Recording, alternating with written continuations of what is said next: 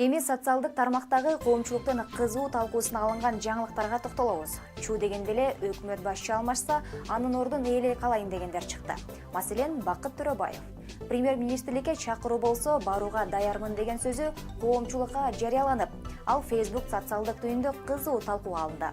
Анда соц тармак колдонуучулары Төрөбаевди жетекчиликке барууга эмес, мамлекетке татыктуу кызмат кылууга даяр болгонун айтса, жүйөлүү болмок деген ой пикирлерин калтышкан.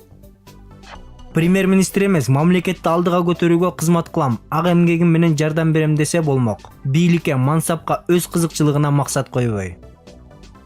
Эптеп эле кетириш керек, ордуна келиш керек, ушул бизде.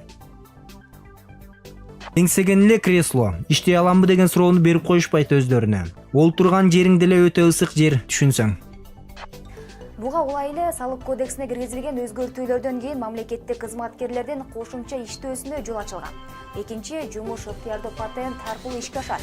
Тагыраагы мамлекеттик жана муниципалдык кызматта иштегендер негизги ишине тоскоолдук жаралбаса, ыктыярдуу патенттин негизинде ишмердүүлүк кылат. Бул кодекс толук кандуу ишке аша элек, бирок коомчулукта аны колдогондор арбын. Азыркы жаңы кабыл алынган айрым кодекске караганда жакшы экен. Жок дегенде мамлекет үчүн иштеп, аз айлык алгандар кошумча киреше табат. Буга да ишенбейм, калп эле чыгарылган мыйзам. Кошулам, айрым терезесин караңгатып алып аны текшербей койгон кодекске караганда пайдалуу экен. Мамлекетте саясат эле эмес, маданият очогу дагы ызы чуулардан кура эмес. Мисалга, кечээ цирк кызматкерлеринин ак үй алдындагы өткөн митинги. Бул соц тармакта кызуу талкууга алынган жаңылык болду. Митингден тажаган Facebook колдонуучулары элге мындай митингден кереги жок экенин айтып чыгышууда.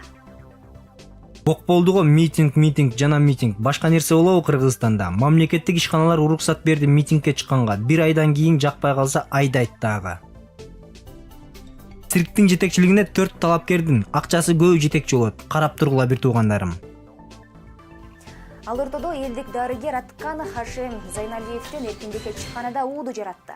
Бири аны колдоп сот туура чечим кылды десе, экинчиси лицензиясы жок иш алып барган Хашим Зайналиев күнөөсүз адамдарды өлүмгө түрткөндүгү үчүн жазасын алыш керек болчу деген кайчы пикирлерди калтышкан.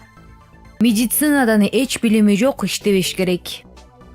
Медицина министри элди карабаса, медиктер коррупцияга батса, элди ким карайт анда? Эл айласы кетип, табып молдого барса, аны да камап койгон туура эмес да. Ак үй элге не иш кылышын билбей калды. Жакшы, Хашим чыккан турбайбы? Пайдалуу киши.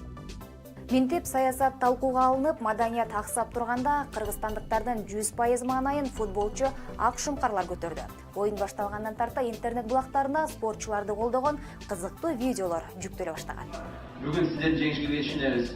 Турба жарылып үйүбүзгө суу кирсе кирсин, бирок бүгүн биздин дарбазабызга гол кирбесин. Алга Ак Шумкар.